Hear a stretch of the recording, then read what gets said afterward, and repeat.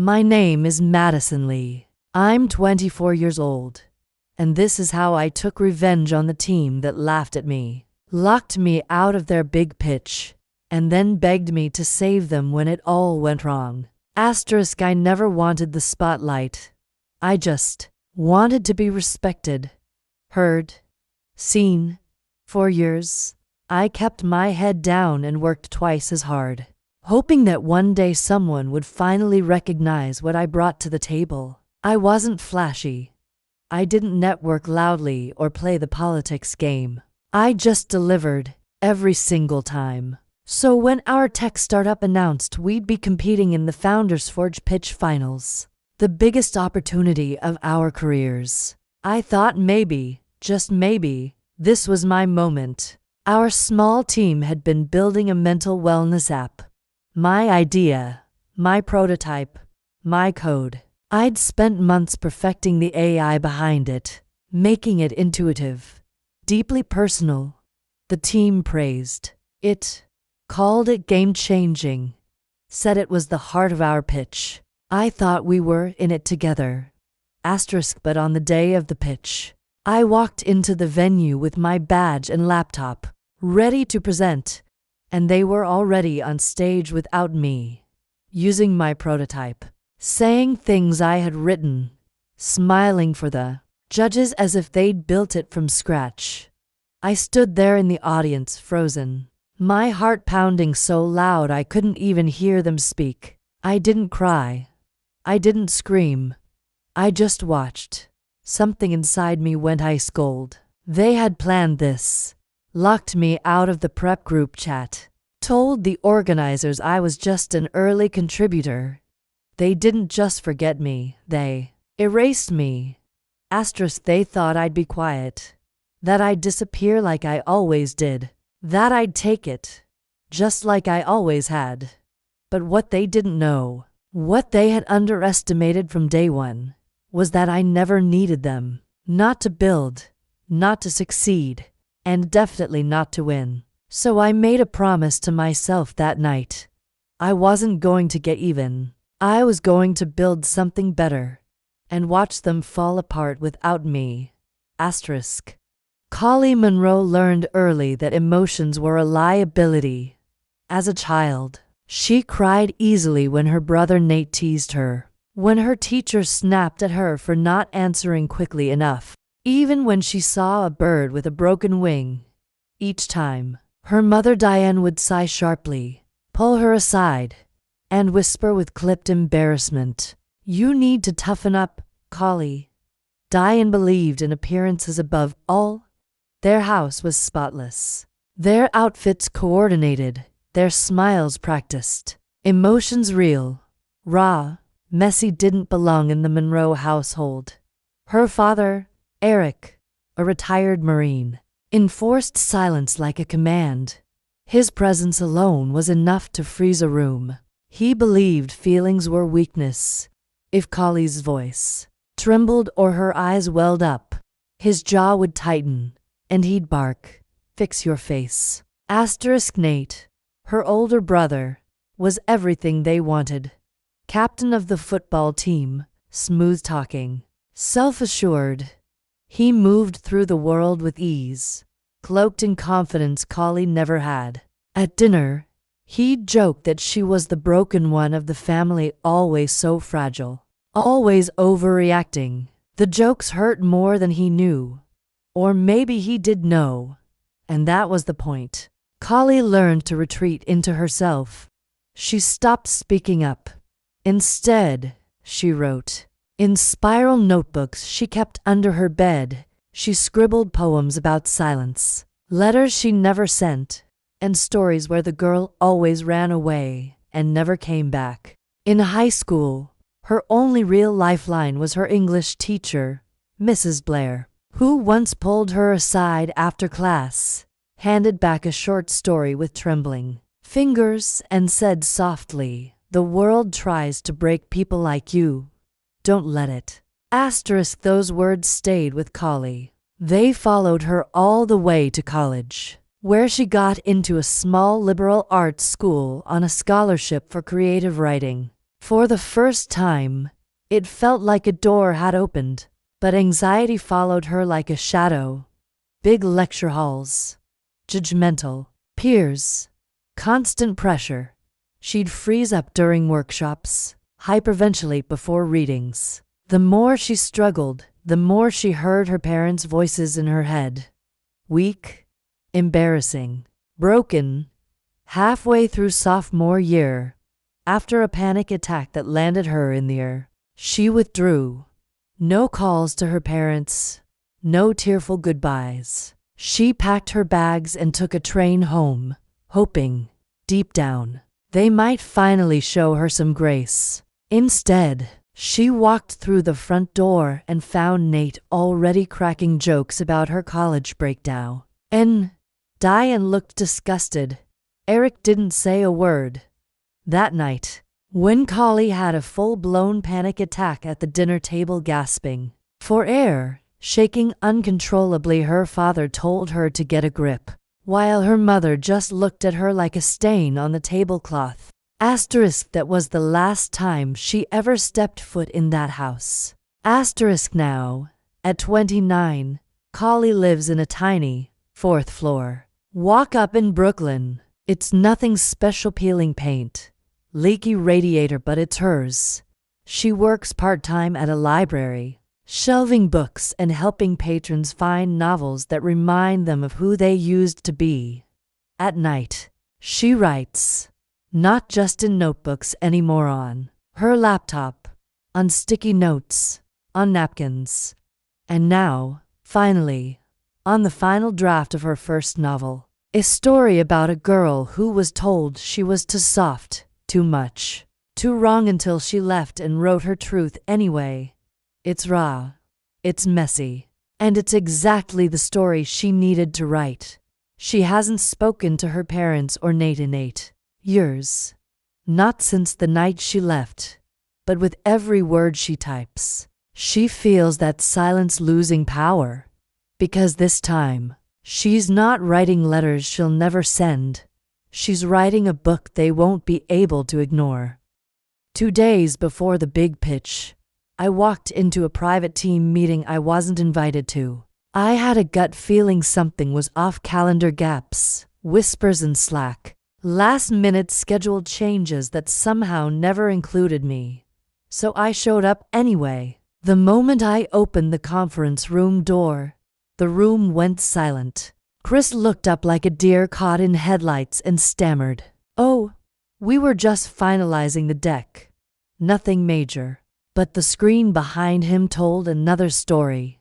There, it was my prototype, my exact user interface, my custom onboarding flow, the mental health algorithm I had spent months building. Only now, it had a sleek new logo and no trace of my name.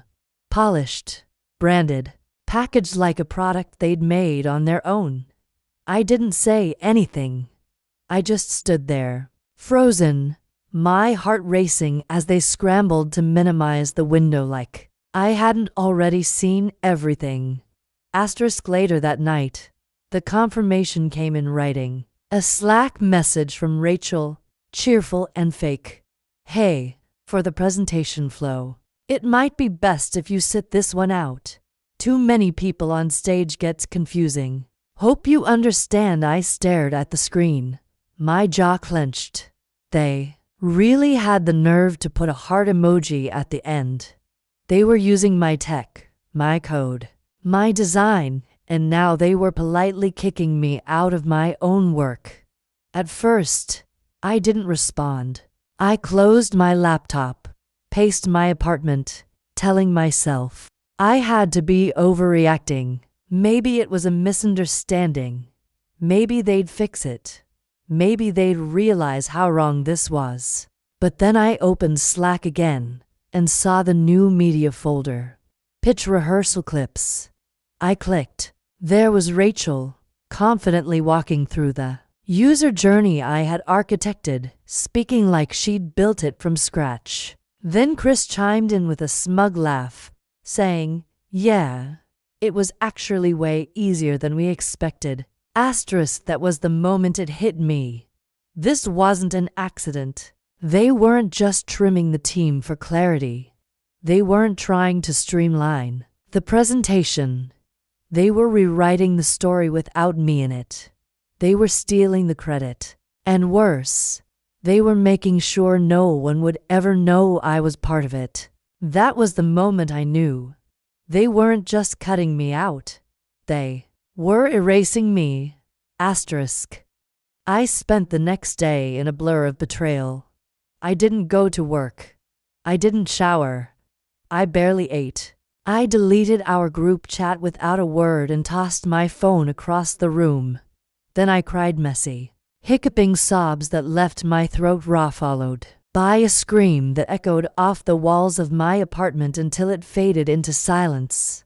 I just sat there, alone, staring at my computer screen. The same screen where I had poured months of work into building something that mattered, something I believed in, and they had taken it, polished it, packaged it, erased me. Asterisk. I couldn't stop replaying it in my head, Rachel's voice presenting my lines, Chris laughing like it was all just so easy. Every time I thought about that heart emoji on the Slack message, I wanted to throw something. My face felt hot with shame and fury. But then, through the storm in my chest, a memory surfaced, small, almost forgettable. A tiny sandbox environment I'd built months ago. A hidden branch in the back-end server I used to test new features, debug crashes, and run experiments in isolation. It wasn't linked to the main dev environment. They had no reason to know it existed. They were always too focused on pitch decks and mockups to care about infrastructure or server logs. Asterisk. That's when the idea hit me. If they were going to humiliate me in public, maybe I'd return the favor. But not by crashing the app or deleting the project. No, I didn't want to sabotage them. That would be too easy and it would make me look like the villain. I didn't want revenge that burned the whole thing down.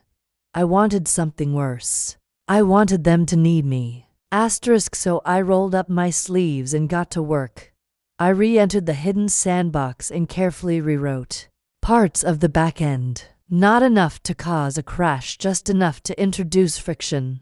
I planted subtle bugs, code that would run smoothly in testing, but glitched during live demo conditions. I introduced silent failures, memory leaks, and cascading delays that would make the app sluggish and unpredictable in presentation mode. I wanted the judges to see a beautiful interface and then watch it fall apart in real time. Asterisk. But I wasn't done. I rewired the AI assistant's welcome sequence, the one I designed to greet users warmly by name, and rewrote the response logic.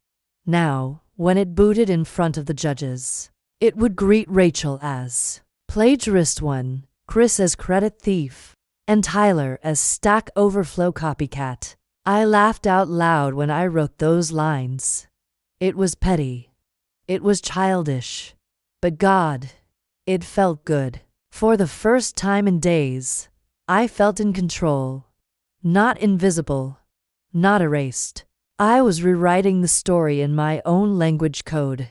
Asterisk. Still, as the sun started to rise and my screen glowed with rows of altered logic, a quiet voice crept in. Doubt. What if I went too far? What if the app failed completely? What if it embarrassed the whole company and destroyed everything we'd worked for, including my own legacy? I hovered over the keyboard, fingers twitching, questioning every decision I'd just made. But then I remembered Rachel smiling while presenting my work like it was hers. I remembered Chris making that smug comment about how easy it was. I remembered Tyler blocking me from the Git repo the night before the rehearsal and laughing it off like a joke. Asterisk. And that hesitant part of me, the one still clinging to logic, kindness, forgiveness, was drowned out by something deeper. A voice I hadn't heard in years. The one that had been buried under years of being told I was too sensitive, too quiet, too much. That voice whispered back, steady and cold. They already hurt you. Asterisk, they took what I made and made me feel like a stranger. In my own work, they pushed me out, rewrote the story, and counted on me staying silent. This wasn't about revenge. Not really. It was about justice, about truth, about making sure the person who built the foundation didn't get erased from the credits. So, I pressed enter, committed the changes to the sandbox. Then I closed the laptop, took a breath, and waited. The day of the pitch, the air in the auditorium buzzed with anticipation. Spotlights bathed the stage in a clean white glow. Cameras rolled from every angle, and a panel of high-stakes judges including venture capitalists, founders, and tech media sat in the front row. I sat alone in the very back, hoodie up, heart pounding, palms sweating as I watched my former teammates take the stage. Chris stepped forward with his usual cocky grin, microphone clipped to his shirt, while Rachel smiled beside him like this was the moment she was born for. Tyler stood near the demo station, pretending he belonged there. I clenched my fists. Chris launched into his opening. We're thrilled to introduce a revolutionary new way to support mental wellness. In the digital age, Rachel clicked the remote. The screen flickered and then went black. A pause. A long, awkward silence. Then the AI assistant popped up with a smooth, robotic voice. Welcome to the TechForge demo brought to you by the people who erased their teammate. The room gasped. Murmurs spread like a wave. Someone laughed nervously. Rachel's face froze mid-smile. Chris coughed, tried to recover. Sorry. Looks like we're having some technical issues.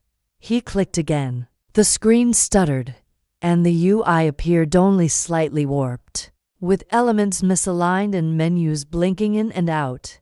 The cursor moved on its own. The assistant chimed in again, louder this time. Would you like to ask Madison Lee to fix this error? And that was it. The twist. The moment I stopped being invisible, a ripple of laughter broke out. Phones lifted in the audience. I saw a judge lean forward, eyebrows raised. Tyler leaned toward Chris, whispering something frantically.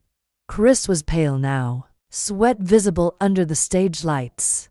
They looked helpless, cornered, exposed. And I didn't hesitate.